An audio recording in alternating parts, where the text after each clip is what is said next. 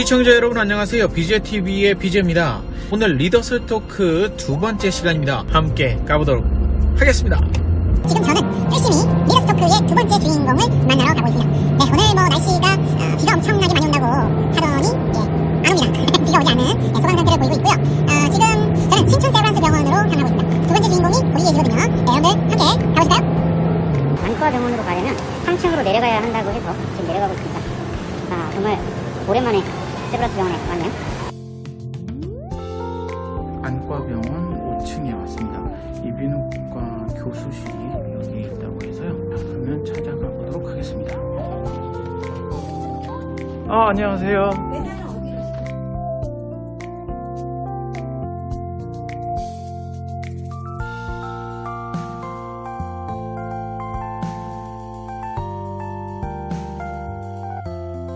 뭔가 이제 대학교 때 은사님을 만나러 가는 느낌? 뭐 그런 느낌이 또 들고 편안한.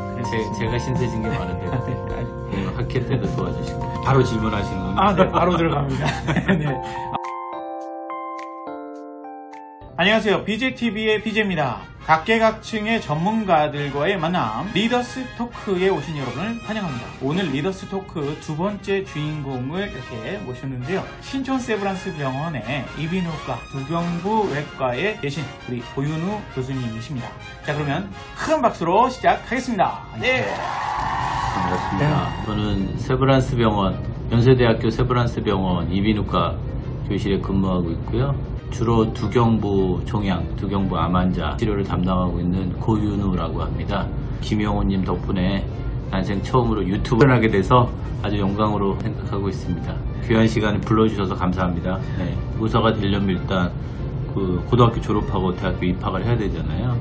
그래서 입시 준비할 때는 어떻게 보면 좀 막연한 생각을 가지고 의대 입학을 하게 됐어요. 주변에 이제 권유도 많았고, 사실 제 주변 친척 중에 의사분이 계셨던 것도 아니고 그래서 이 직업에 대해서 막연하게 생각하고 있었다가 그때 당시만 해도 좀 선망의 대상이랄까 그런 분위기가 있어서 막연하게 이제 의대를 지원하게 됐는데, 저 같은 경우는 굉장히 이 적성에 잘 맞았던 것 같아요. 그래서 특히 힘들거나 기억에 남았던 일은 없지만, 의사가 되기 위해서 그리고 전문의가 되기 위해서는 우리가 거쳐야 되는 인턴 과정 그리고 전공의 과정이 있잖아요. 근데 지금 생각하면은 인턴 과정도 힘들었지만 저 이비인후과 1년차 전공의 했던 시절이 제 인생에서는 제일 힘들었지 않았나 싶고요. 지금 다시 돌아가라 그러면 고3으로는 돌아갈 수 있어도 전공이 1년차로 못 돌아갈 것 같아요. 그 정도로? 네, 그 정도로 기억에 남는 시절은 그랬던 것 같습니다. 사실 요즘 이제 메디컬 드라마 방송에서 많이 하잖아요. 네네. 많이 하는데 우리들이 보면서 야, 저거는 참 이 현실감 있게 잘 그려냈다라는 것도 있지만 좀 많이 미화되거나 아닌 경우도 많이 있거든요. 네. 최근에 했던 슬기로운 의사생활, 저도 집사람하고 열심히 애청 시청자였는데, 거기 보면은 교수분들이 젊은 교수들이긴 하지만 여가 시간 내가지고 같이 밴드도 하고 같이 식사도 하고, 그리고 다 다른 과 선생님들인데 근데 그런 건 사실 현실적으로 불가능하거든요. 그리고 그 연령대 교수들은 정말 거의, 저도 그랬지만 일주일에 두세 번은 병원에서 잠을 자기도 하고 할 정도로 바쁘게 살기 때문에 그런 거는 좀 떨어지는 것 같아요. 그래서 전공의 생활도 보면은 거기서 막 이렇게 힘들게 나오지만 실제 상황으로는 더 바쁜 일이 많았죠. 요즘엔 인터넷도 발달하고 문명의 이기들 여러 가지 첨단 장비들이 발달해 있기 때문에 그나마 전공의들 업무가 줄었는데요. 그래도 힘들어요. 그래도 힘들지만 우리 흔히 말하는 라떼는 그러잖아요. 라떼는 그렇죠. 라떼는 말이야. 라떼는 얘기하는 게 아마 전공의들 듣기에는 정말 제일 듣기 싫은 얘기고, 또 저 얘기하는구나 그렇게 싶을 거예요. 하지만 지금 우리 김영호님도 경험해서 알겠지만 본인 찍은 CT나 MRI, 엑스레이를 다 컴퓨터로 보잖아요. 네. 근데 제가 1년차 때는 그런 거 상상을 못했고, 누가 그런 장비가 나올 거다. 거짓말하지 말라고, 세상에 어떻게 그런 일이 무슨 엑스레이를 어떻게 CT를 어떻게 컴퓨터로 해서 모니터로 보니 그런 식의 그런 시대가 올 거라는 상상을 못했어요. 우리 맨날 엑스레이 봉투 찾아다니고 그랬었으니까. 그래서 다음날 수술 환자 수술방 들어가기 전에 그 엑스레이가 다 찾아져 있어야 되는데 엑스레이가 그냥 전 병원에 흩어져 있어요. 근데 그걸 밤새 찾아야 되고 참 그거에 얽힌 에피소드도 엄청 많습니다. 그죠. 그걸 뭐 프린트 뭐 이렇게 막 카피할 수 있는 것도 아니고. 심지어 네. CT가 없어지잖아요. 그럼 환자 모시고 가서 우리들이 돈을 냈어요. 전공의들이 돈을 내서 CT를 다시 한번 찍은 적도 있어요. 결국 왜냐면 그 엑스레이 못 찾았어요. CT를. 이거 어딘가에 있을 거예요. 병원 어딘가에 있는데 이게 이과 저과 다니다 보면은 중간에 사라지는 거예요. 그러네요. 상상해보세요. 그 엑스레이 봉투 안에 CT가 뭐 4-5장이 들어가 있는데 이렇게 어느 과에서 보다가 잘못 넣거나 심지어 딴 환자 봉투에 들어가는 경우도 있거든요. 그럴 수 있네요. 근데 그걸 찾는 거는 너무 정말 그냥 밤새 하는 일이 공부하고 그러는 것보다 엑스레이 찾으러 다니고 뭐 그런 하던 우리가 흔히 말하는 잡일이라고 하는데 그런 일 했다고. 근데 요즘은 다 컴퓨터로 보니까 그런 거를 찾아다니는 거 상상이 안 되죠. 그리고 딱 유닛넘버 치면 뜨게 돼 있으니까 세상이 발전한 속도가 너무 빠르다는 거예요. 제가 20년 전, 30년 전 얘기를 하고 있는 거거든요. 네. 그런데 지금 30년 동안 발전한 속도보다 앞으로 30년 발전한 속도는 2배, 3배, 10배가 빠를 거예요. 거기에 대비를 잘해야 돼요. 우리 젊은 제너레이션들은. 네, 그거는 지금 만약에 시청하시는 학생들이 있거나 뭐 의대에 관련 없는 분들이라도 모든 분야가 마찬가지라고 생각해요. 이비인후과는 또 수술의 종류가 다양하고 저처럼 이제 목만 수술하더라도 갑상선암부터 뭐 구강암, 혀암, 아니면 편도암, 후두암, 뭐 인두암, 식도암, 그리고 뭐 침샘암 이런 거 다양하게 많기 때문에 일일이 카운팅은 제가 안 해봤고요.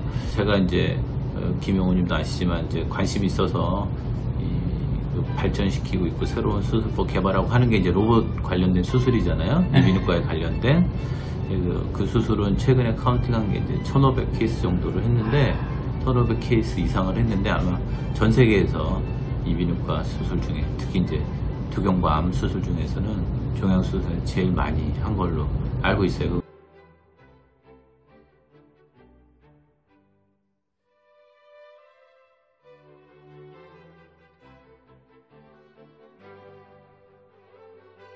네. 케이스. 네. 그 중에 제가 한 케이스. 그 중에 김용호님이 거기에 이제 혜택을 보신 분이죠.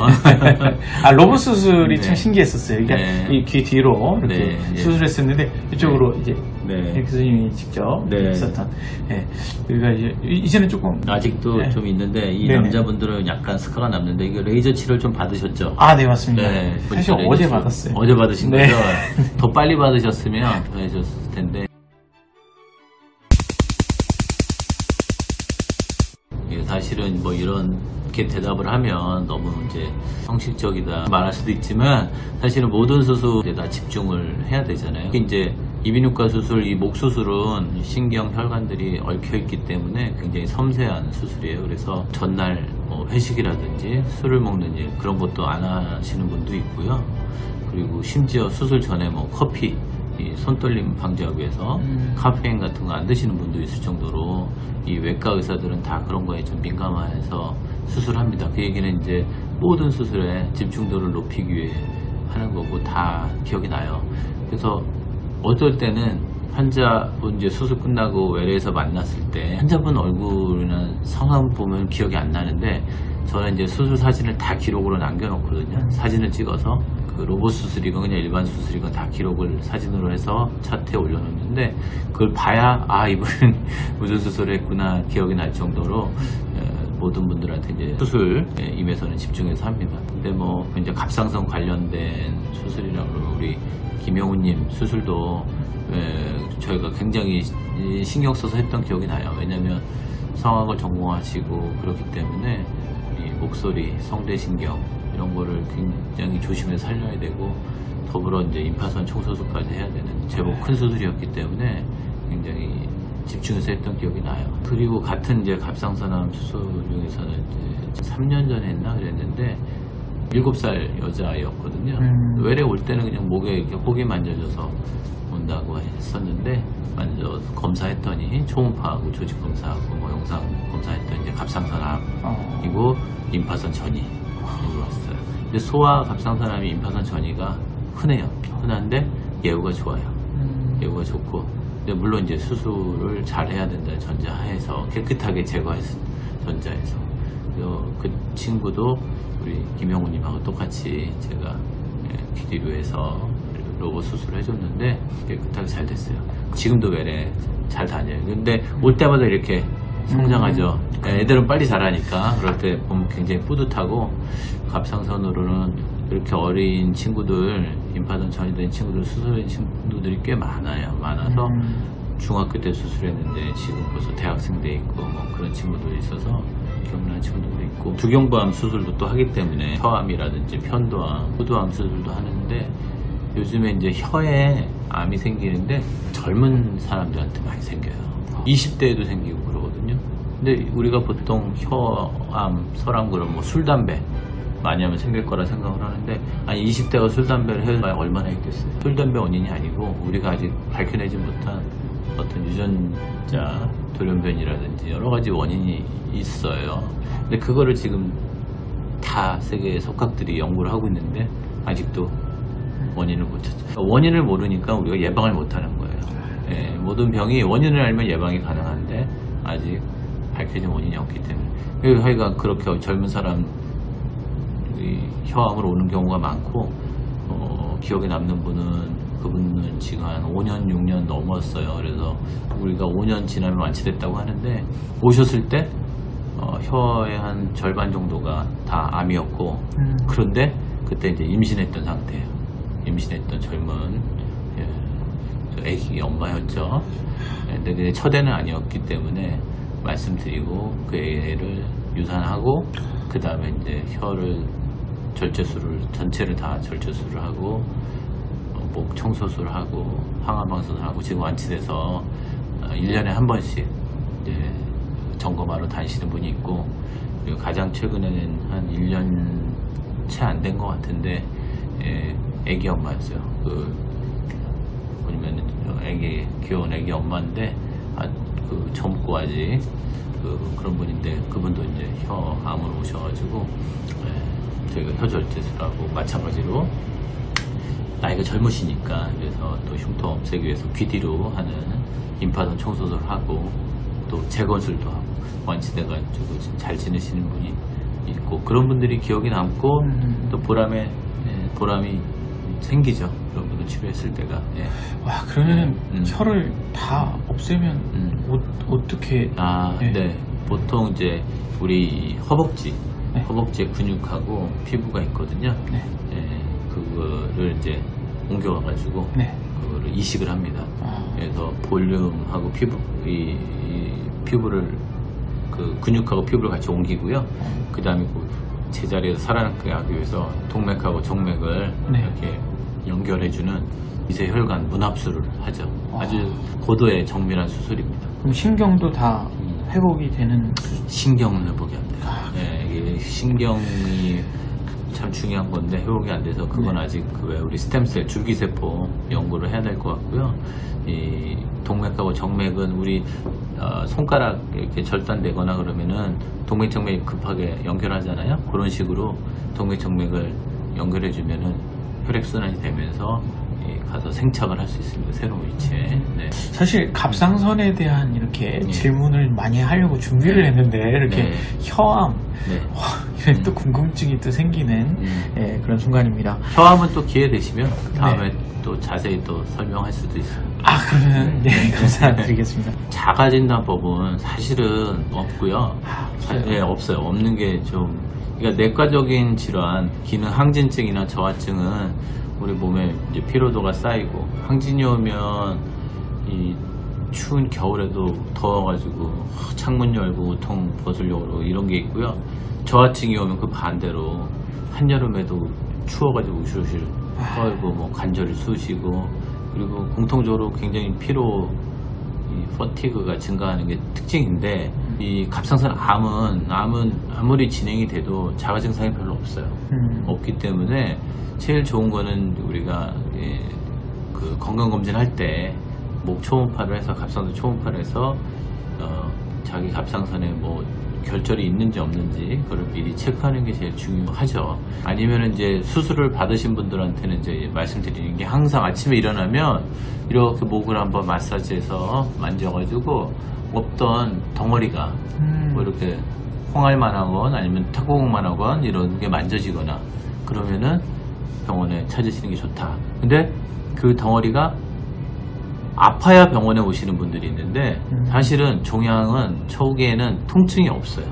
그래서 이 목에 혹이 있어서 외래를 차시는 분들한테 갑상선에 혹이 있어도 마찬가지인데 통증이 있냐고 처음에 물어보거든요. 그래서 통증이 없다 그러면은 오히려 검사를 철저히 하셔야 되고 선생님 안 그래도 너무 아팠어요 이러면 오히려 안심하시라고.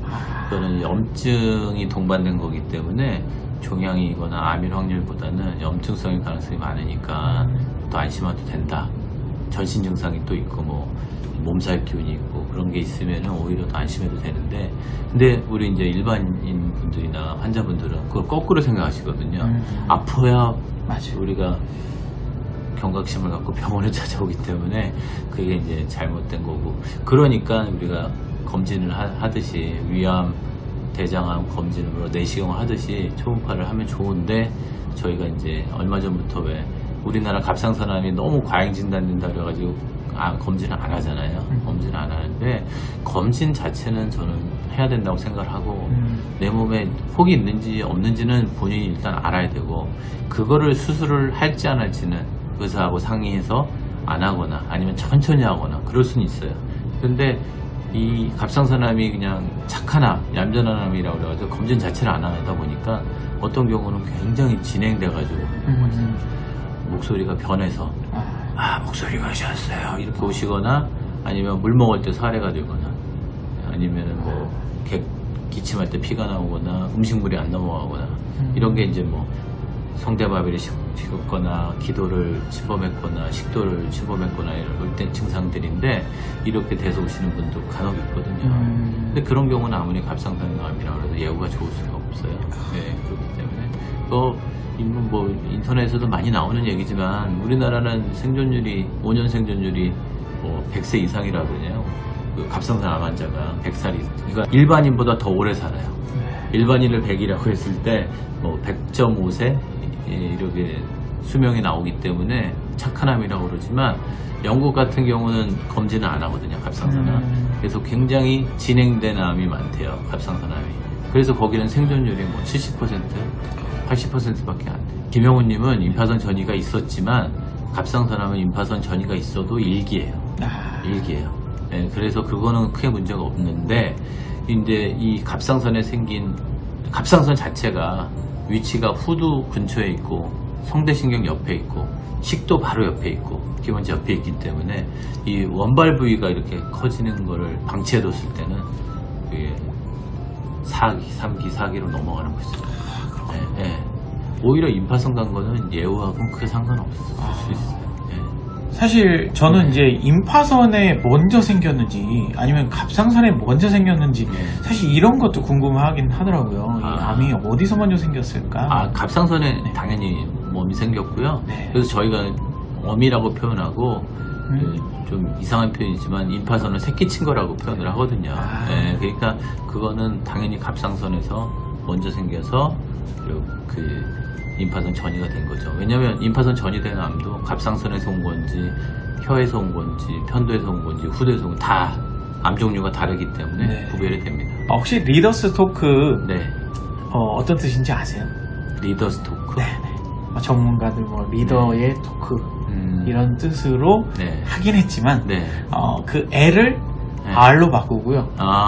그 다음에 us 이 부분을 us로 바꾸는 거예요. 그래서 read us, read us 토크를 또 진행해 보도록 하겠습니다. 제가 좀 장명에는 소질이 좀 있어서 네, 요즘 읽고 계신 책이 있다면 네. 좀 소개를 좀 부탁을 드릴게요. 제가 지금 휴가긴 한데 제가 최근에는 책을 접할 시간이 많지는 않았는데요.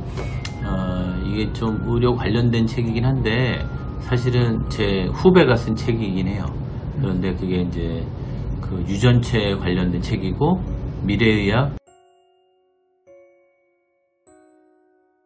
그 유전체에 관한 책이 있어요. 그 김경철 박사가 쓴 책인데 근데 그건 일반인 대상으로 우리 중고등학생들이 읽어보면 좋은 책으로 썼는데 저도 읽어보고 우리 전공의들한테 제가 일부러 사비를 내서 책을 사가지고 그거를 전공의한테 다 나눠줘서 꼭 읽으라고 한 책이 있거든요. 네.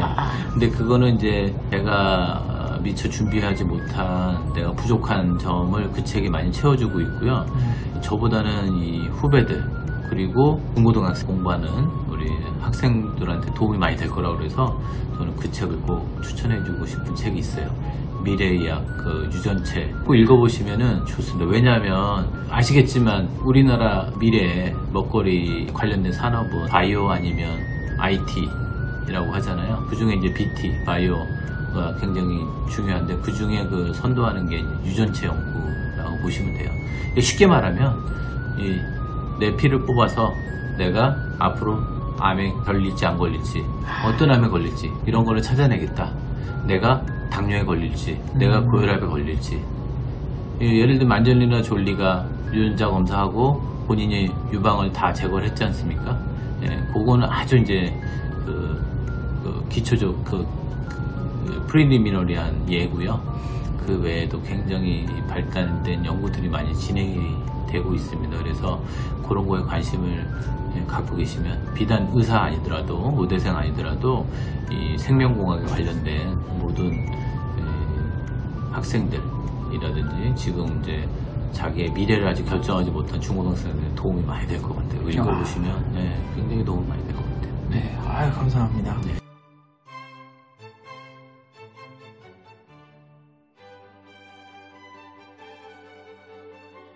그래서 저 같은 경우는 말씀드렸지만 막연하게 이제 의사가 되고 적성에 잘 맞아서 하긴 했는데 의사가 되는 거에 대해서는 지금 저희들 후배들, 신입생들, 학생들 이렇게 보면서 느끼는 점이 뭐냐면 이게 너무 어머니 아버님이 이제 공부시키고 강요를 해서 성적이 잘 나오니까 택하는 게 의대를 먼저 택하는 거예요. 자기 적성하고 상관없이.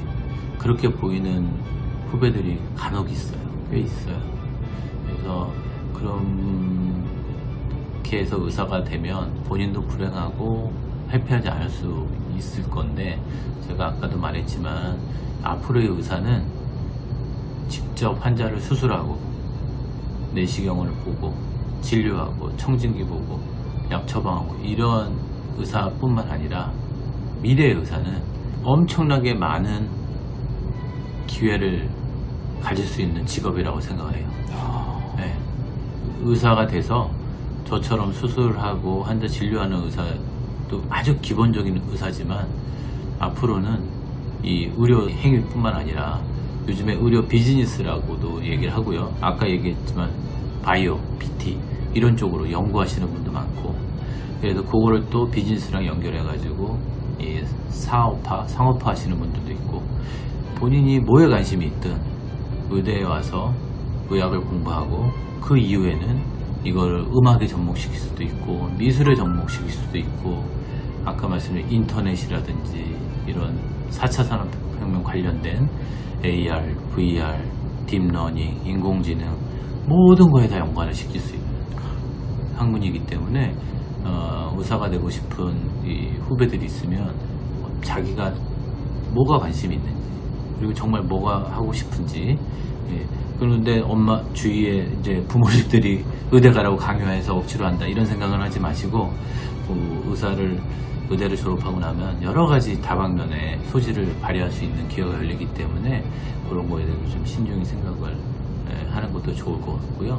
지금 의대에 들어와 있는 학생들도 그거를 좀 미리 빨리빨리 깨우치면은 큰 인생에 도움이 될 거라고 생각합니다. 자기가 뭘 하고 싶거나 무슨 장점이 있는지를 그거를 빨리 깨닫고 그거에 대해서 그거를 본인만의 강점이라고 생각을 하는 것도 굉장히 중요한 것 같아요. 그리고 만약에 그래서 의사가 된다 그러면 그 장점을 분명히 접목시킬 수 있는 시대가 올 거라고 저는 생각하기 때문에 우리 의사상 그러면은 청진기 들고 환자에 청진하고 주사 놓고 수술하고 이런 것만 생각하시는데 그 외에 할 수 있는 다양한 기회가 많기 때문에요. 본인의 관심사가 뭔지 장점이 뭔지 그런 거를 미리 깨닫고 그런 걸 개발시키는 게 굉장히 중요하지 않을까 싶어요. 그리고 저희 전공의 중에는 그 고등학교 내내 이거 게임, 이 컴퓨터 게임 빠져 살았던 친구도 있어요.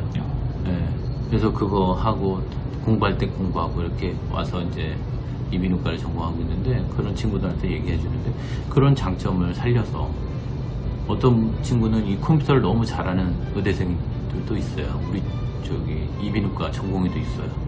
무슨 해킹을 할 정도로 그 정도로 컴퓨터를 잘 다루는 친구도 있어요.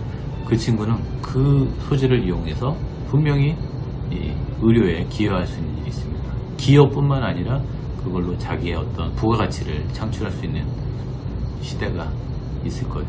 제가 타임머신 타고 가면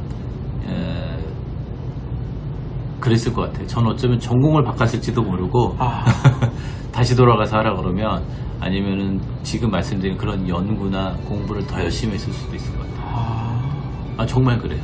정말 지금 내 자신도 굉장히 뭐 자랑스럽고 열심히 살았다고 자부를 하지만 보면은 지금 더 미래를 본다 그러면은 더 큰 기여를 할 수 있는 일도 있을 거라 생각을 하기 때문에 저는 만약에 그런 기회가 주어진다 그러면 저는 다른 그 분야에 더 몰두해서 기여를 해보고 싶은 욕심이 있어요.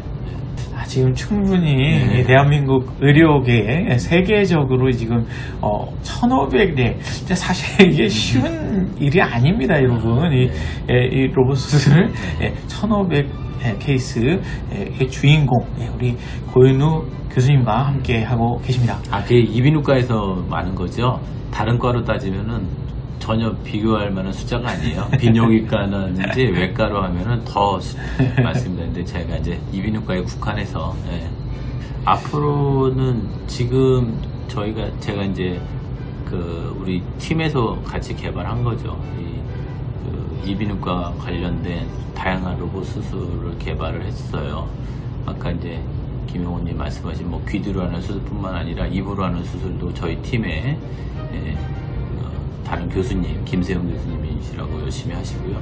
저는 이제 그거와 더불어 이제 목 수술을 로봇을 이용해서 활용하는 방법을 개발을 했기 때문에 앞으로 향후 한 10년 동안은 저희가 모아놓은 데이터를 좀 정리하고 집대성하는 시간을 좀 가져야 될 것 같아요. 그것도 나중에 이제 작게 보면은 우리 병원 저 개인적인 거지만 넓게 보면 우리나라에서 이뤄낸 그 성과고 업적이기 때문에 그거를 또 그냥 사장시키는 것도 저희의 할 의무를 게을리한다고 생각하기 때문에 그거를 정리하는 시간을 좀 후배들하고 같이 책도 좀 써야 되고 페이퍼도 논문이라고 그러죠. 논문으로 이제 계속 지금 출간을 하고 있지만 더 집대성을 해야 될 것 같다는 생각이 들어요. 왜냐하면 이제 새로 개발한 게 이제 10년 역사를 갖고 있기 때문에 의료에서 10년이라는 건 그렇게 긴 거는 아니에요. 근데 그게 이제 앞으로 50년 후에 이 외국에서 발간되는 교과서에 당당하게 한국에서 개발된 수술법이라고 해서 실릴 수 있게끔 잘 꿰서 구슬이 서마려도 꿰어야 하니까요.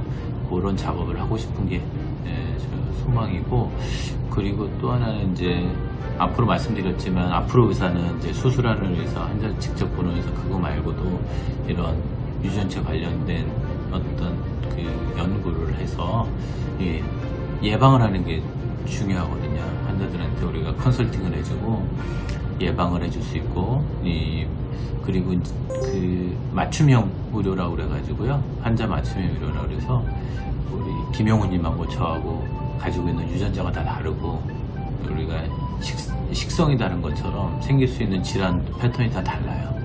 그래서 감기에 걸렸거나 어디 병이 생겼을 때 먹는 약도 어떤 분은 부작용이 생기고 어떤 분은 잘 듣고 그러잖아요. 타이레놀 하나를 먹어도 그런 것처럼 우리가 미리 예측을 해야 돼요.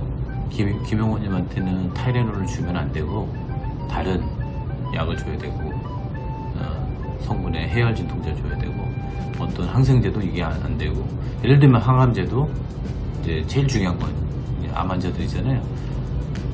그동안은 그냥 똑같은 항암제를 모든 1000명이면 1000명, 10,000명이면 같은 항암제 쓰는 거예요. 거기서 운이 좋으면 완치되는 거고 운이 안 좋으면 항암제를 썼는데도 암은 계속 재발하고 더 커지고 이렇게 합니다. 근데 그거를 이제는 미리 선별하는 거예요. 항암제를 주기 전에 이분은 이 항암제는 드려봐야 주사 드려봐야 효과가 없어. 다른 약을 써야 돼. 이거는 이게 효과가 있어. 이런 연구가 아까 말씀드린 그 유전체 관련된 미래의 유전체 책이 나와 있는데요. 이게 모든 지금 의료에서 화두가 되고도 있고요. 그런 거를 두경부암, 갑상선암, 호두암, 혀암, 현두암, 인두암, 침샘암에 그래서 연구를 할 수 있는 기반을 후학을 위해서 좀 만들어야 된다고 생각합니다. 그래서 그런 거를 할 수 있게 좀 이 기초를 다지는 일에 더 좀 시간을 갖고 싶습니다. 네. 휴가 기간인데 어떻게 김영훈님이 운이 좋으신 건지 제가 운이 좋은 건지 연락이 돼가지고 휴가 기간이긴 하지만 좋은 자리에 불러주셔가지고 너무 감사드리고요. 처음에 이 제안 받고서 살짝 이거 고민하기도 했어요. 이런 거 잘 하지도 못하고 어색한데 하는데 이게 좀 김영훈님하고 얘기를 하면 좀 편하게 하고 싶은 얘기를 또 해줄 수 있을 것 같아가지고 한 마음을 먹고 나왔는데 여러분들한테 도움이 되셨는지 모르겠고 제가 원래 이렇게 학구적이거나 딱딱한 사람이 아닌데 너무 딱딱한 얘기만 많이 한 것 같아서 죄송하고요. 다음에 기회가 되면 좀 더 재밌는 얘기를 해줄 수 있고 아까 말씀드린 대로 갑상선암 말고 이비인후과 관련된 다양한 암들이 있어요. 침샘, 종양 굉장히 많고요. 이 혀나 입안에 생기는 암, 후두암 이런 얘기도 저희가 좀 전해드릴 수 있습니다. 우리 대방분들한테 정보를 드릴 수 있으니까 기회 되면 한번 또 불러주시면 또 하겠습니다. 감사합니다. 제가 감사합니다. 네. 그러면 리더스 토크 여기서 마치도록 하겠습니다. 우리 손 흔들면서 마치겠습니다. 안녕. 안녕. 반갑습니다. 여러분 끝난 줄 알았죠. 이게 끝난 게 아니었군요. 끝나지 않았습니다 아직. 사실 제가 여기 리더스 토크를 하면서요 홍보대사 임명을 받는 좀 뭐랄까 챌린지랄까 이런 걸 좀 하고 있어요. 혹시 저에게 어울릴 만한 게 있을까요? 김영훈님이 또 이렇게 유튜브를 새로 시작하셨는데 홍보까지 해주신다고 하면 너무 감사드리고요. 저희가 여러분들한테 도움이 될 만한 저한테도 도움이 되는 홍보 관련된 게 많이 있을 거라고 생각을 해요. 저희가 이제 새로 시도하는 수술법이라든지 이런 것도 많이 하고요. 최근에 이제 갑상선암 우리 김영훈님은 귀리로 수술을 받으셨지만 일찍 발견되신 분들은 치아하고 입술 사이로 들어가서 갑상선을 수술하는 경구강 입안으로 하는 갑상선 수술이 개발이 됐어요. 근데 저희 병원은 특히 새로운 최신형 로봇을 이용해서 가스를 넣지 않고 가스 없이 하는 수술을 개발해서 최근에 이제 환자분들이 많이 아름아름 찾아오시는 것 같아요.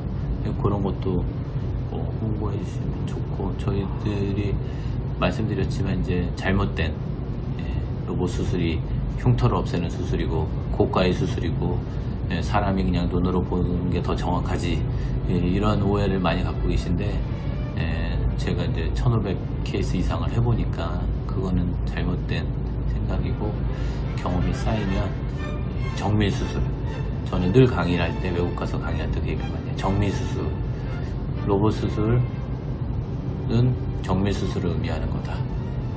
그거를 강조하고 싶은데 기회가 되면 그런 걸 한번 홍보해 줄 수 있으면 좋겠습니다. 앞으로 그러면 제가 신촌 세브란스 병원에 암 수술을 하는데 이제 로봇 수술로 한다. 귀 뒤로도 하고 입안으로도 한다. 그래서 로봇 수술은 정밀 수술을 위한 것이다. 이렇게 해서 홍보를 많이 하도록 하겠습니다. 그러면 여기서 진짜로 마치도록 하겠습니다. 오늘도 홍보대사 임명 성공. 감사합니다. 여기서 마치겠습니다. 감사합니다. 안녕.